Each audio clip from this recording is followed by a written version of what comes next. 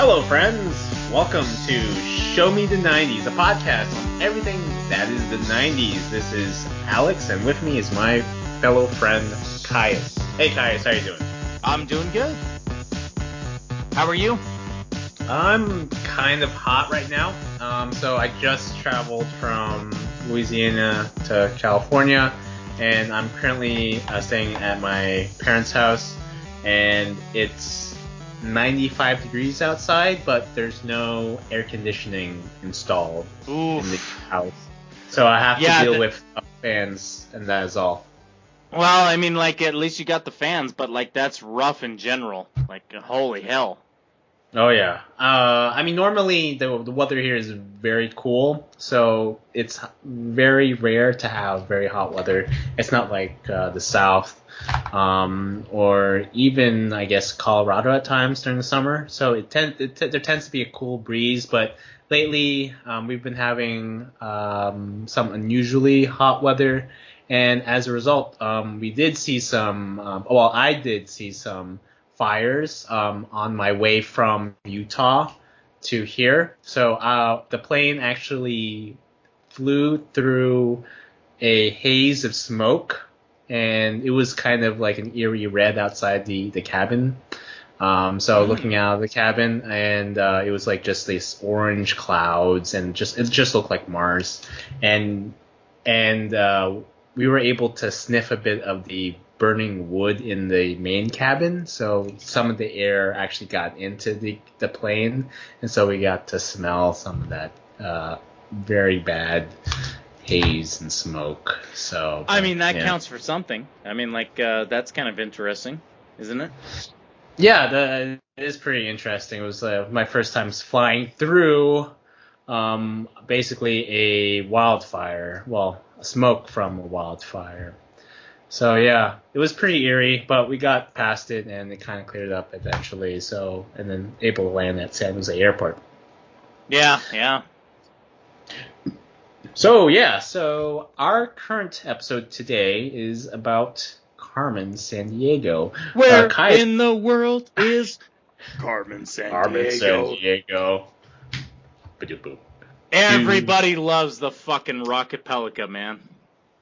Oh, yeah, the is it Rockapella or Rockapelica? Rockapelica, yeah. So, Rockapelica, yeah, everyone loves it. I mean, who doesn't like a barbershop quartet? I mean, there's essentially a barbershop, or it's an a cappella group. So yeah, no, it pretty much is, yeah.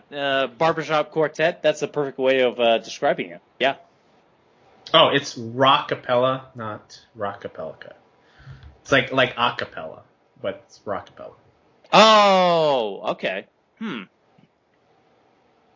But yeah, it's no one hates rockapella. Everyone likes it. So this episode is about Carmen Sandiego, the most famous red dress female criminal in I guess in children's lore. Yes, the ultimate thief who is stealing all of our shit, and we have to try to figure out where she is. Yes. You know, she steals a lot of art pieces and artifacts. She's basically no better than a Nazi, right? I mean, I think she's kind of better than a Nazi. Okay. I assume as much. Well, I mean, granted, yes, she was back in time. I had to chase her throughout time and space, and yes, she was back in 1945. But that said, she wasn't a Nazi, so there's that. Okay, but she was red, so. Red as a Nazi flag. Okay. Oh, sorry, she wasn't even communist. We're not going to desecrate, a very well-beloved character from the 90s. So I would hope not, because I would be kind of pissed. We're just joking around. So, from your perspective, what was the earliest memory of Carmen Sandiego? So, could you tell us a little more about her, and how were you introduced to Carmen Sandiego in the 90s? I think I was introduced to her the same way that most kids were, I love the game show. It was really, it was fantastic. I just, there's no other way of putting it. Like, the game show was fantastic. I loved watching kids try to figure out where she was and try to figure out where her henchman was in the immediate area. You know, and just to find where the guy was, get the warrant, and get the where the guy was and everything. Yeah, that whole deal. Like, it was fantastic. I love that. Yeah, like the whole show was basically about three contestants trying to pursue an accomplice of Carmen Sandiego, and then eventually Carmen Sandiego herself. And so you'll have these like sub characters like Patty Larceny, that was one underling of Carmen Sandiego's, and some guy called was it Tim Grunge? What was the episode that we saw? Was it some guy named Pat? Oh, Pat Grunge, right? Oh, Pat Grunge, yeah. That was him. Yep. There was a lot of villains who were just pure whatchamacall? What is the terminology? Like kind of whimsical characters, punny characters. Yes, that is exactly it. Yes. And the whole plot of the show was that the sub criminal and Carmen Sandiego, basically stole not necessarily like just like one artifact, but they stole like a place. So they stole like Johannesburg, South Africa, or they stole Williamsburg, Virginia, and you're on the hunt for them to retrieve back that location. So the entirety it's a bit of abstract, it. Yeah, entirety of it. The contestants are trying to hunt for these two underlings, and they get through like multiple tasks, answering certain questions about geography. And it's all hosted by what was the host of Carmen Sandiego? Oh, well, I don't know her name off the top of my head, but I mean, like, instantly, it's the Chief, you know? Oh yeah, the Chief. But there's also the host, right? Who ask all the questions. That was kind of it varied, didn't it? I think there was only one host, but then the Chief was a character. Oh, the Chief was a constant. So it was a constant. Yeah, she was a constant. So she wasn't really. I guess she was like a co-host. So she was a co-host with. Who was the host of Carmen Sandiego? It was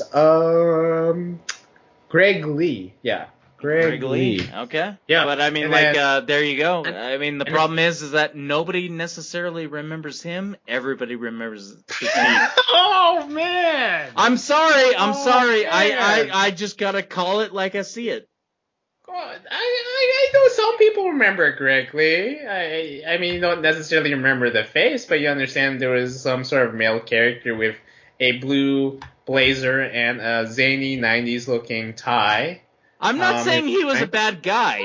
Don't get me wrong, but I'm just saying, like, it's all about the Chief. She was fucking amazing. Okay. Everybody loves the Chief. Well, everybody loves the Chief, and played by veteran actress Lynn Thigpen, or Charlene Theresa Lynn Thigpen. She played a lot of characters. She was a Tony Award winner in 1997, playing Dr. Judith Kaufman in American Daughter. She was a serious actress. She was a completely serious actress. And what made the show great was that she was very sincere in playing the Chief. Absolutely sincere. 100%, yeah. Yeah, there was no doubt she was in command of the detective agency for which the three contestants and the host worked. So it was, she was completely. Everybody knew 100%, like, you are under her authority. Yes, exactly. She is in charge of the Acme Detective Agency. Yes. Unfortunately, she passed away in 2003. Yeah, she did. It's a serious situation. I mean, there's it's from a cerebral hemorrhage back in 2003. So March 12, 2003, in Marina del Rey, California. After complaining of headaches for several days, she was only 54 years old. As she lived a lot longer, she would probably would have had like more serious roles. Well, she would have 100% been a person who appeared in the revival of the show. There's the the Netflix Carmen Sandiego.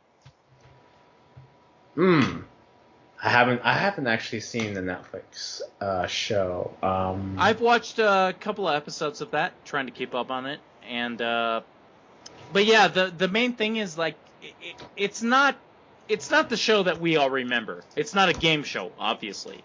Mm-hmm. But I mean, like, it is what it is. It's pretty good. I like it. Really? Really good? Like, really good? Yeah. Okay, I'll check it out. The great thing about Carmen Sandiego is like it was the Dora the Explorer of its time, except less condescending. So that's probably the best way that you could possibly explain it. Yes. Like you were meant, like, the audience, whether you were in the show or not, you were meant to engage with the show because you were supposed to learn something. It was pretty much one of the most successful edutainment franchises in history. Hell yeah. So let's go back a bit. So Carmen Sandiego. So what we're talking about, the show on PBS, World and the World's Carmen Sandiego, which actually started broadcasting in 1991. I think it eventually ended in 1994. The origins of that show was actually from a video game back in 1985, where in the world is Carmen Sandiego was originally a PC game. Yep. From that was developed by a Rotterdam. programmer. Yes, and initially the people who were creating it, Carmen Sandiego wasn't really a major character. She was actually like a minor villain, but I think at last minute, from what I remember reading, they decided to have her as the title character, and eventually, the game became known as Where in the World's Carmen Sandiego. What's kind of funny is that so the origins of the name was let me see here, Carmen Sandiego. I'm just looking this up here. I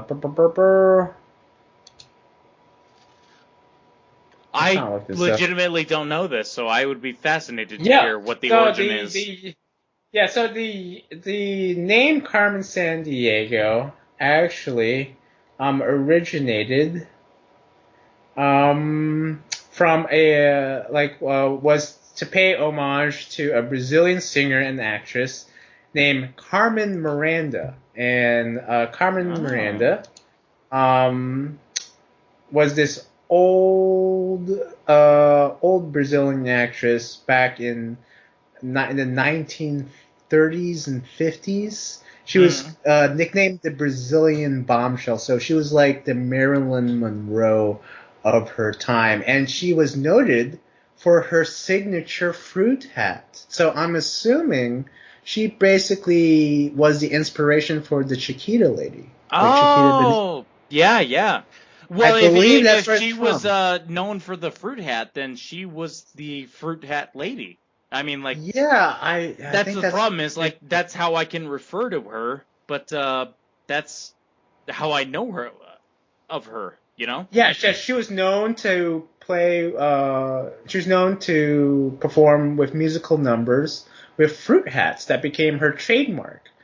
And so I'm assuming I'm not sure if this is confirmed, but I'm assuming she was the inspiration for the Chiquita Banana Lady. I would figure as much, yeah. I'm assuming. That don't quote me on that. So no, I understand. We'll do some more research on the end. And so Carmen Sandiego was named after Carmen Miranda, the Brazilian bombshell, and the city of San Diego, California. So what would be kind of interesting is that had they like named the title character after a different city, so like instead of Carmen Sandiego, it'd be like Carmen Oxnard. Carmen San Francisco. Carmen San Francisco. Carmen Merced. Carmen Fresno. Oh my! Holy shit! Can you even imagine? Like that would have been incredible, and like not as good. Carmen Anaheim. Yes. Where in the world is Carmen Anaheim? Carmen Anaheim. Oh my god.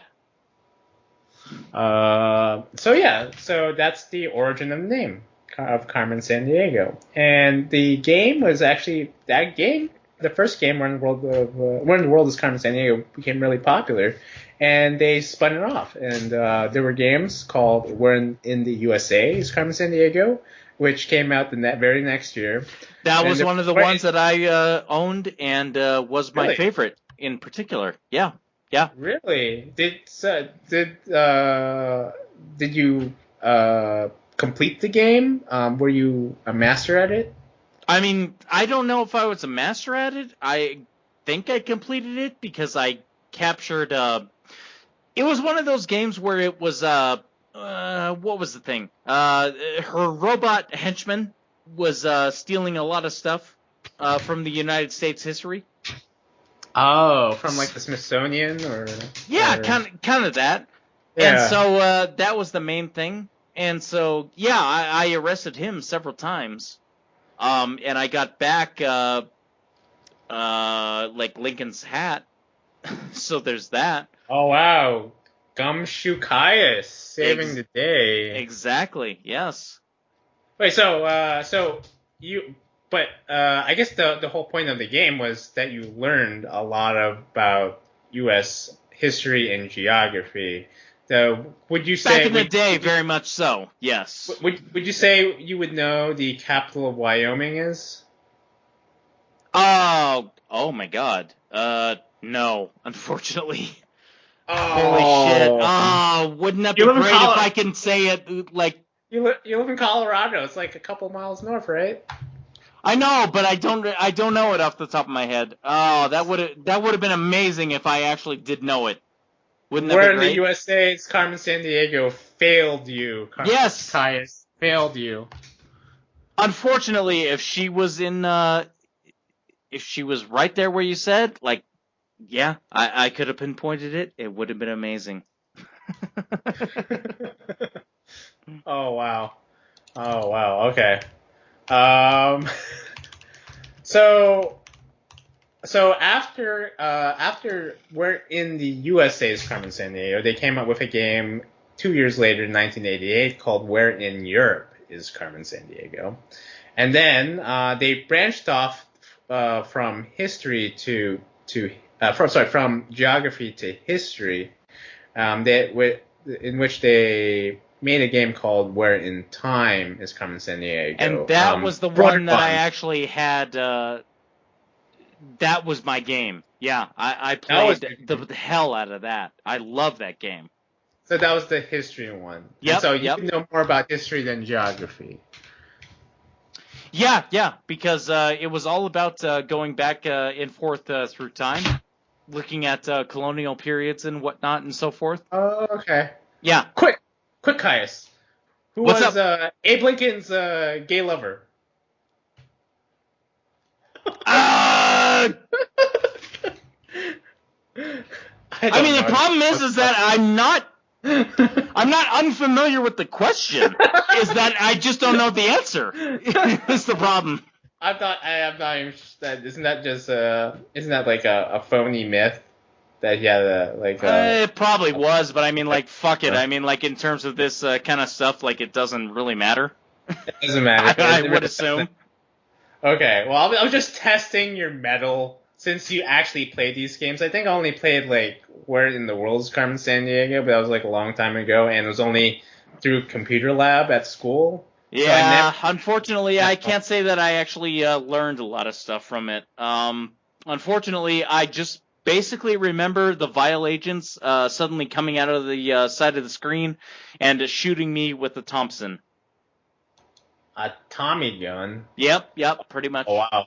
Yep. Wait, so what does vile? What's this vile stand for? Do you remember? That's What stands actually a for? good question. I think that kind of depends, because we do have the modern whatchamacall, Carmen Sandiego. I think it's generally Villains International League of Evil. Ah, okay, I see. Vile. Yeah, I think that's what it stands for. But the problem is that yeah, it can kind of depend.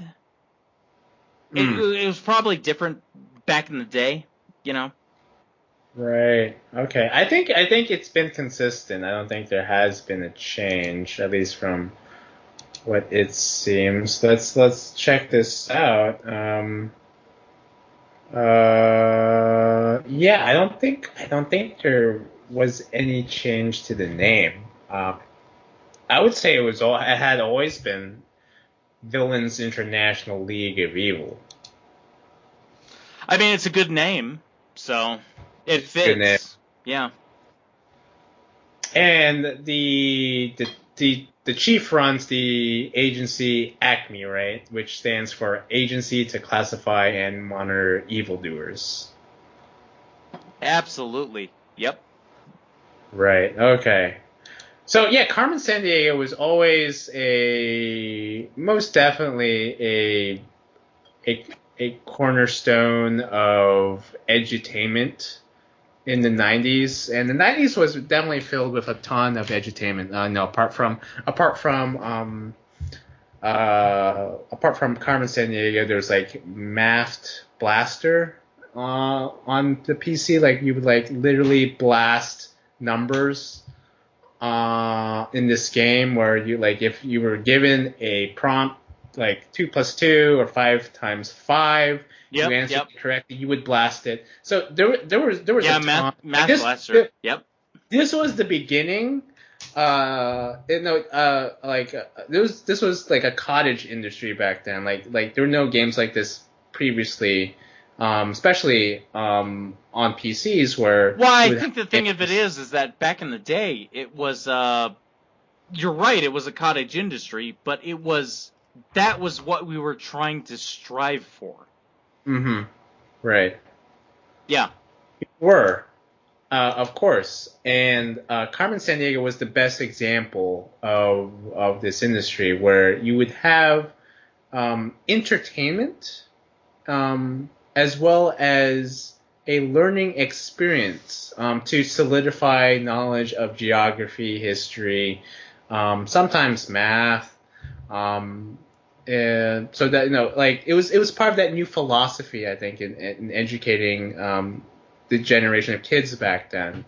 Computers Yeah. were definitely a new medium at that time, and a lot of educators were driven to utilize computers in a way to help children get more engaged with certain subjects. And Carmen Sandiego was definitely an example of that.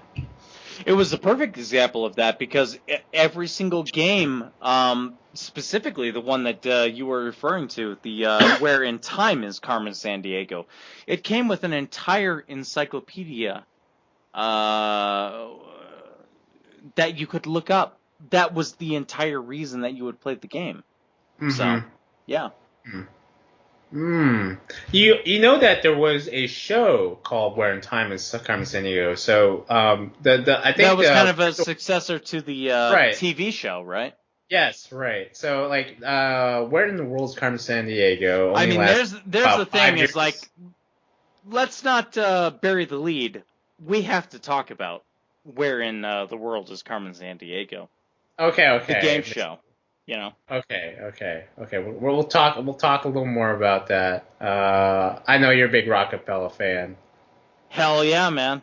Okay, Rockapella.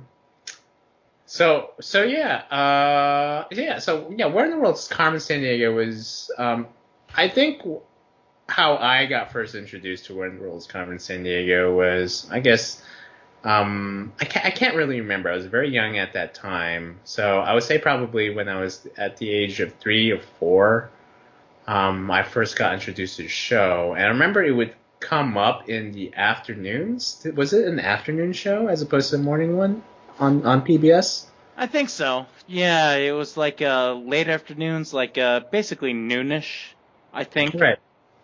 Right. And so it was like to me it looked like a very fun show. There was a lot of music involved.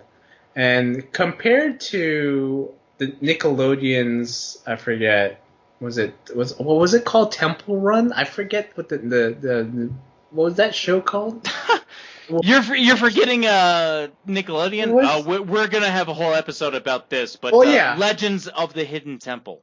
Legends of the Hidden Temple, which was basically a children's With your version guide, of Kurt Fogg. Oh my god. Well, which was essentially a children's version of American Gladiator. Pretty much. Yep. Where the roles Carmen Sandiego mainly focus on knowledge and critical thinking. Absolutely. Yes. Yeah. Well, very much geography, because that was the entire yeah. point of the final segment. Right. Yes, exactly. And I would say that a lot of the questions that were asked were pretty difficult. I don't think I could get at least 25% of some of the questions that they had asked on the show. No, I'm with you on that. Absolutely. One of the episodes I do remember seeing was when they covered Africa. And I don't know a lot about African geography. All I know is that South Africa is the most southern country on the African continent. And everything else. Pretty fair judgment to make. Yeah. Yeah, and then everything else is kind of like, well, I know Egypt is up there, so everything else is sub-Sahara. Kind of in between, basically. Kind of in between, exactly. Yeah.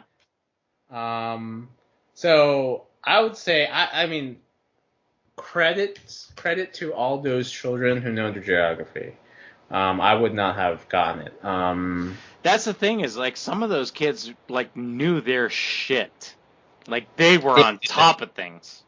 They did, they did. Like, do you think they were trained by their parents or what? Like, I'm kind of wondering what kind of child would get on these shows, or were these kids who had a profound passion for geography, or were they kids who were being pushed by their parents to prove themselves that they could get on the National Geographic bee or something? I legitimately think that it was a matter of these kids actually cared about the geography.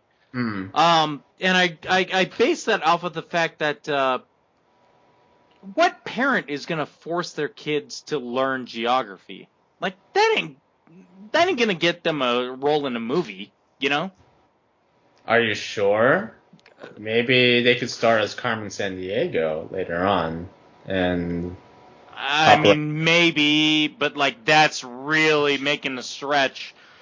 More than likely, you are not going to be getting the role of Carmen Sandiego and acting aside Macaulay Culkin. You know? Okay.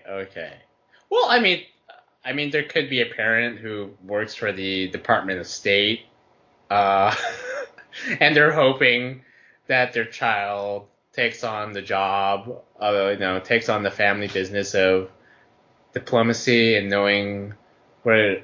I mean, sure, there's that. Yeah, absolutely. Maybe I don't know, but we're just speculating here, Caius. We're just speculating here. No, I understand what you're saying, Alex. It's a matter of just trying to understand like where these kids came from, you know. Yeah, it's all a mystery right now. But boy, I don't know. Like, I'm not sure. Do you think they were having fun? So previously before this podcast, we had watched an episode of Where in the World is Carmen Sandiego just for the kicks of it. Mm. So we have it fresh in our memory. And do you think, Caius, that the kids were having fun while doing the show?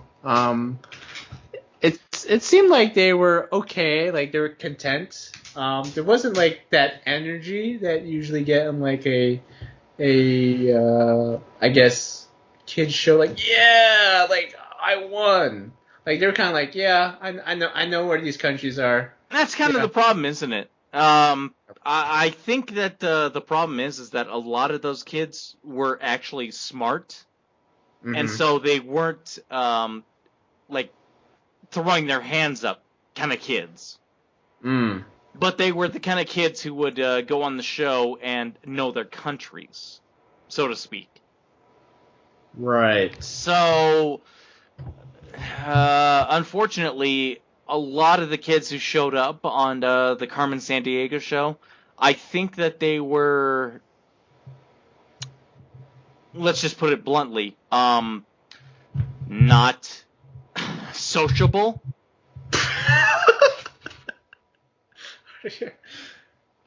Maybe not. Are you accusing them of having a minor form of Asperger's? Of each one? I mean, yeah, basically, yeah, pretty much.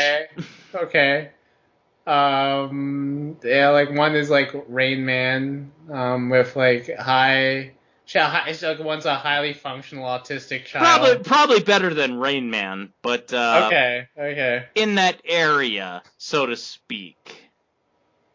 Okay, I guess. Because you watch a lot of the episodes, and like the chief is there, and you got the Rockapelica, and everybody's like they're having a good time, and like the kids are just like, oh my god, I'm just fucking focused, you know? Exactly. It seems as if the adults are having way more fun than the children.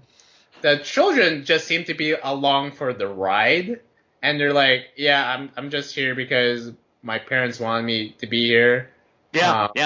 And I kind of know geography, so I kind of got my way in, knowing where Zaire is, now known as Democratic Republic of the Congo, for all you geographic nerds.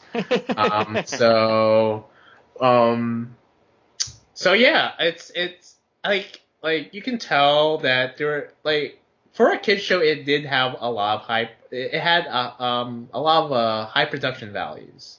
Certainly, yeah. It was a fantastic show. That was one of those things. Is that even as a kid, I always recognized like the kids who are on this show are kind of weird. It's like, I'm sorry, like weird. No, that's all I can say is like. Yeah, they're kind of off a little bit. Are you sure they're kind of off, or is that just like some bias you have towards these kids? Are you secretly jealous? It might be a bias. You were are you secretly jealous that you were never on the show? No, you're right. That probably might be the case. Yes, because I desperately I saw so many episodes, and like they're pointing down the flags in North America, and it's like, motherfucker, like that is not where that state is. Come on, how do you not know where fucking Minnesota is? Come on. That's not Minnesota. Why are you going over there? That's Hawaii. Minnesota's not an island. No, exactly. Yeah. However small you may think the people are. Oh my god, an island in particular. Yes. Yeah. But that might be something that explains it a little bit. Certainly. Yeah, so it seems as if the adults had a lot more fun. Greg Lee was the host. The game show was not just a quiz show. It also was it was also an exercise in sketch comedy. They would have multiple sketches within the show, and each one would be a clue to the next question. So that's how it was formatted within the game show. So they integrated like different media together to create this kind of mishmash of stuff. And like, I mean, it's such a weird show when you think about it. you have a group of kids who were somehow hired for this detective agency that tries to hunt down a master criminal with weird punny accomplices, headed by a very, very strict lady portrayed by a professional actress with some zany host, along with a group of a cappella singers. Well, when you put it like that, it sounds kind of silly. It is a very silly game show, and that I think what made it so endearing was that it created this unusual mishmash, this kind of style of comedy that was almost similar to that of Monty Python, but a lot, very much not Monty Python, because it was very much on its face. It was on its face, but it was absurd to some points. Yes, right? It was. Yes, there's no question about that. It didn't cross a certain barrier. It went to a certain point, but never went beyond that. So the comedy was absurdist, but approachable. It wasn't like too abstract for kids. That makes sense. Yeah, I can see that. So yeah, Where in the World is Carmen Sandiego is just a weird show. But then again, a lot of children's shows are pretty weird. The whatchamacallit. It kind of comes with the territory. Yes. Right. Yeah. Oh, yeah. Yeah, what was the prize at the end of do you remember what the prize was for Carmen Sandiego? Usually it was a trip. The kids who won, so to speak, would get to go to the places that were featured on the show. So. Right. Huh. Well, I know you're a big Carmen Sandiego fan, and you really love the franchise, right? I'm desperately fighting the urge to do the doo-wop right now. Yes. Alright, okay, you can do the doo-wop. You have license. Go ahead. Do. Where in the world is Carmen Sandiego? Oh my god. That was great. No, it's not great. I need to know so much more. The problem is that I don't even know necessarily what it is with when she's down in Belize. Like, what are the lyrics with that? Okay. Well, okay. So let's see what the complete lyrics to Carmen Sandiego. What the lyrics are for the song, the full lyrics. Carmen Sandiego. Slow boat to China. Slow boat to China. Okay, so it goes like this. Well, she sneaks around the world from Kiev to Carolina. She's a sticky-fingered filcher from Berlin down to Belize. She'll take you for a ride on a slow boat to China. Tell me where in the world is Carmen Sandiego. Right. Steal their soul in South Korea. Make Antarctica cry uncle. From Red Sea to Greenland, she'll be singing the blues. Well, they never Arkansas her steal the Mekong from the jungle. Tell me where in the world is Carmen Sandiego. Oh, she goes from Nashville to Norway, Bonaire to Zimbabwe, Chicago to Czech and Slovakia, and this is a very long lyric. Hell and yeah. back. Yeah. Well, she'll ransack Pakistan. Ooh. Didn't the British already do that? and pull a scam in Scandinavia. Then she'll stick him down under and go pickpocket Perth. She put the miss in misdemeanor when she stole the beans from Lima. Tell me where in the world is Carmen Sandiego. Wow, San Diego. Oh, wow. Okay, I'm going to do the whole thing. I mean, we've gone this far. Botswana to Thailand, Milan via Amsterdam, Mali to Bali, Ohio, Oahu. Well, she guides around the world, and she'll flim-flam every nation. She's a double-dealing diva with a taste for thievery.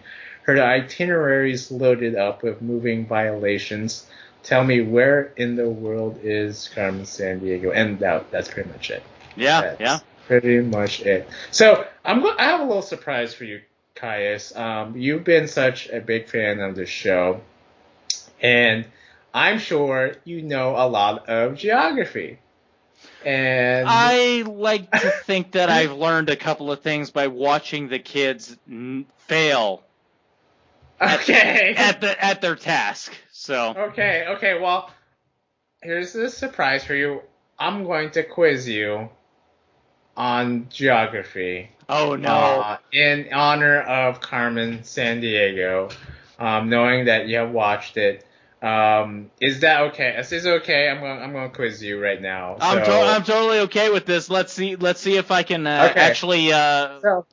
Let's see if I can justify my annoyance with these kids. Okay.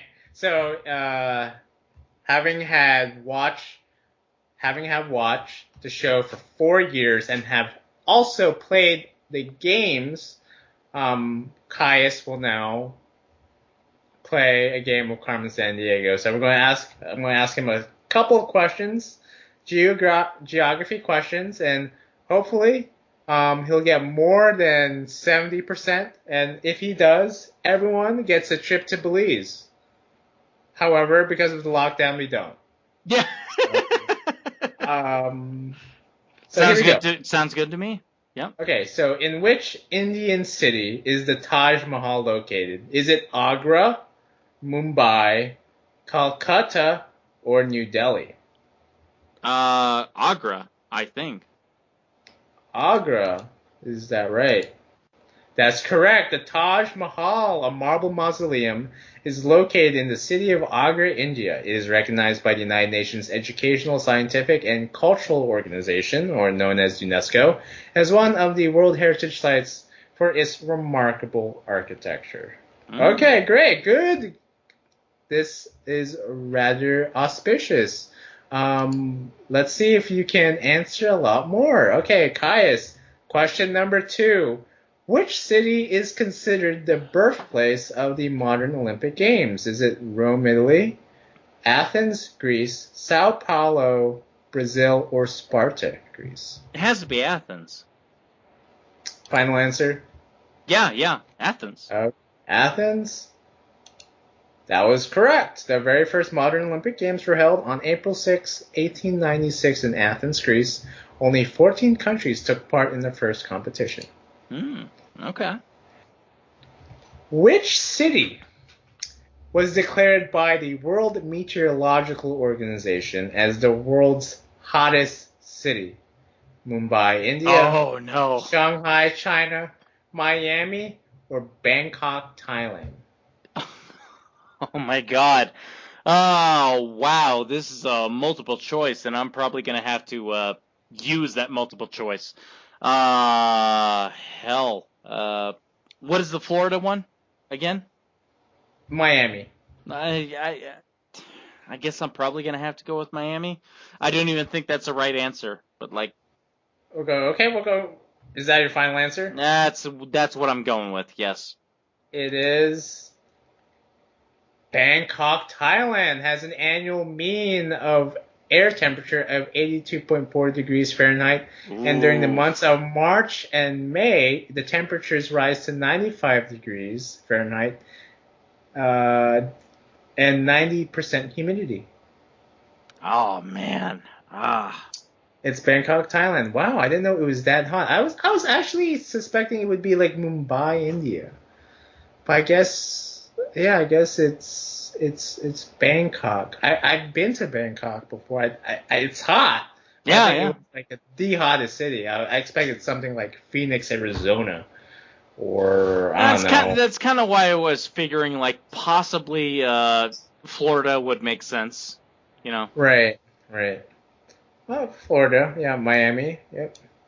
Okay, next question. Which European city is known to have more museums than rainy days? Vienna, Austria, Berlin, Germany, Madrid, Spain, or Geneva, Switzerland? Oh, the problem with that question is the way that it's phrased. The more museums than rainy days, you know? Yes. Yeah, so more museums than rainy days. So which city probably has like the least amount of rainy days amongst the four? Vienna, Berlin, Madrid, Geneva. Which do you think? Well, I mean, in many ways, it probably would be more rainy days, theoretically. I'm actually kind of thinking Geneva, Switzerland is the one I that think that's that a good would guess. go for. I just don't simply know because I assume like it's quite a lot of rainy days, but those don't match up to the museum. Okay. You know what I mean? Okay. That makes sense. Okay.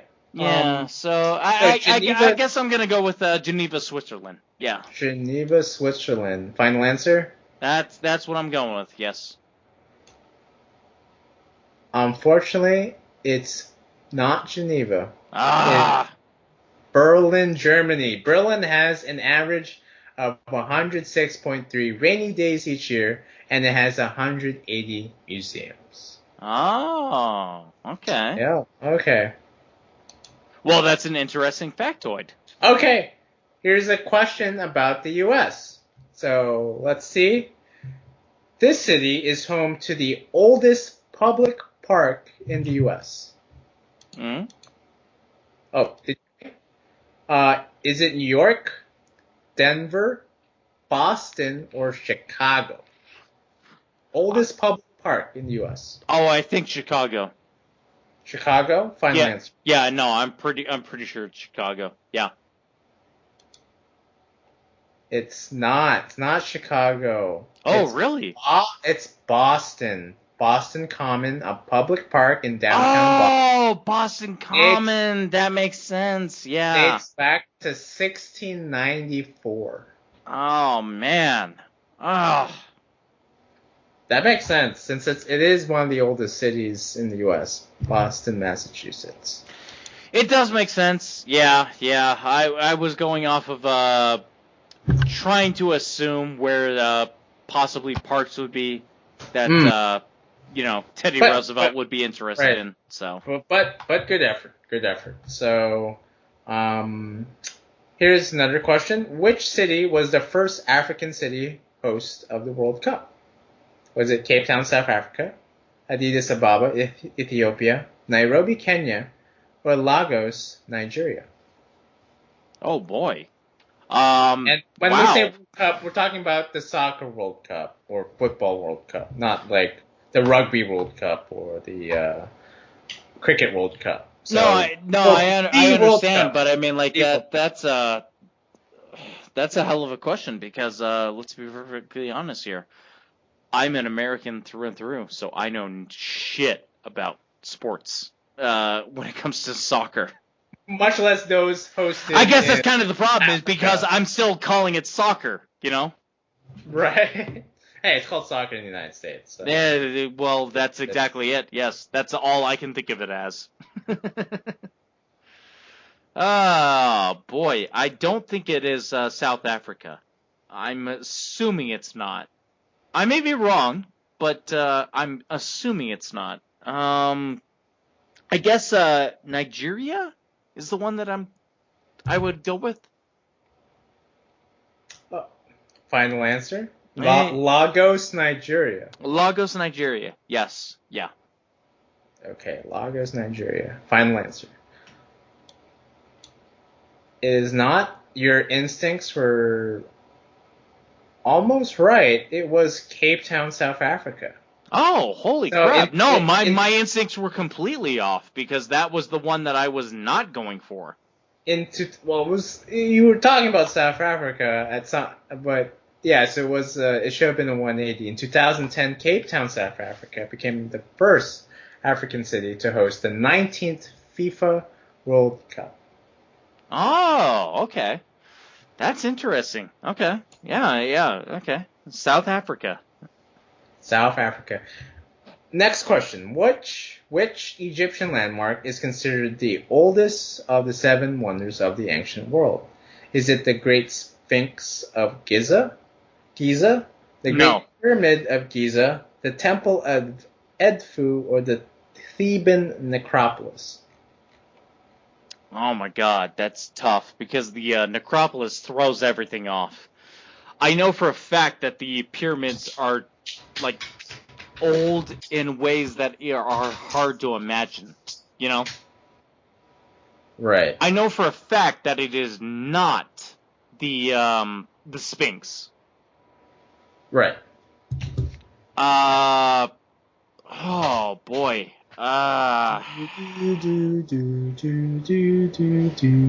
are the options again? Great Sphinx of Giza, Great Pyramid of Giza, the Temple of Edfu, the Theban necropolis. Hell. You know, I can't really come up with a justification for anything else. I'm gonna have to go with the Great Pyramids. Yeah. Great. Final answer? Yeah. Unfortunately, I'm certain that that's wrong, but like that's the only thing that I can think of. Well, Caius, it was right. Oh, the Great Pyramid of Giza is the oldest and largest of the 3 pyramids in the Giza Pyramid Complex. Dating back to 2560 BC, it is the oldest of the 7 wonders of the ancient world. I mean, I knew it was that old, but holy hell. I was right in terms of the way that they were phrasing the question. You're right. That's interesting. You were right. Huh. Now, you've been to England, right? Once, yes. Once, right? So here's a question that you may know. Which river does London's Tower Bridge cross? Is it the River Trent, River Medway, River Severn, or River Thames? I'm pretty sure it's Thames. River Thames, final answer? That's what I'm sticking with, yeah. Correct. London's Tower Bridge crosses the River Thames and is crossed by more than 40,000 people a day. 40,000 people. Sounds about right. Yeah. Okay. How tall is Peru's Machu Picchu? Is it 800 feet, 1,200 feet, 3,000 feet, or 8,000 feet? Well, I'm assuming when we're asking this question, we're taking into consideration the actual mountain itself, right? Right. Yep. Mm-hmm. Okay. Oh boy, I would go with the 8,000 feet. I would think. Final answer? Yeah. Correct. The 15th century icon of Inca civilization is situated 8,000 feet above in the Andes Mountains in Peru. It takes 4 to 5 days to travel the Inca Trail that leads to Machu Picchu. Correct. Good instincts. Great. Hell yeah. And on average, how many ships cross the Panama Canal every year? I'm not sure if this is up to date. Oh boy. So, but I guess at the time, maybe in the 90s, less than 1,000, between 2,000 and 3,000, between 13,000 and 14,000, or more than 25,000. Oh my God, I'm gonna have to go with more than 25,000 is what I would think. Yeah. Final answer? That's my final answer. Yep. It's actually between 13,000 and 14,000 ships. Oh, man. That annually cross the American-built Panama Canal, which connects the Atlantic and the Pacific Oceans. It takes a ship an average of 8 to 10 hours to cross the 15-mile-long waterway. Oh, okay. Huh. And here is the tally. So you answered 10 questions, Caius. Did you make at least 70% to get us a trip to Belize? I'm hoping so. Come on, tell me. It is out of the 10 questions that you answered, you only answered 5 correctly. No! I'm 50%. No! You do get the consolation prize for your good effort. That doesn't take us to Belize, though. Instead of a trip to Belize, we go to Pyongyang, North Korea. Oh, no! Oh, that's the worst! That's the That's like an anti-prize. You're actually being forced to go Pyongyang, Caius. But thank you for playing Where in the World is Carmen Sandiego.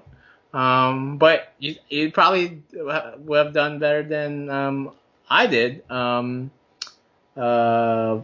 of 10 questions, I probably would have done much fewer. So good job. You know, you haven't played the game in quite a long time, so and geography was never your major anyway. So no, it wasn't. But at the same time, again, like I stand by it. Those kids don't know where anything is on the map. Fuck it. Fuck you, kids. Seriously, kids, come on. Seriously, kids. Like put it down where they told you to where Carmen Sandiego is. Come on. She's gone. She's out. Okay. Well, yeah. So that was I think we had a good time talking about Where in the World is Carmen Sandiego. I enjoyed myself. Yes. Yes. So yes, this has been Alex and Caius signing off from Show Me the 90's.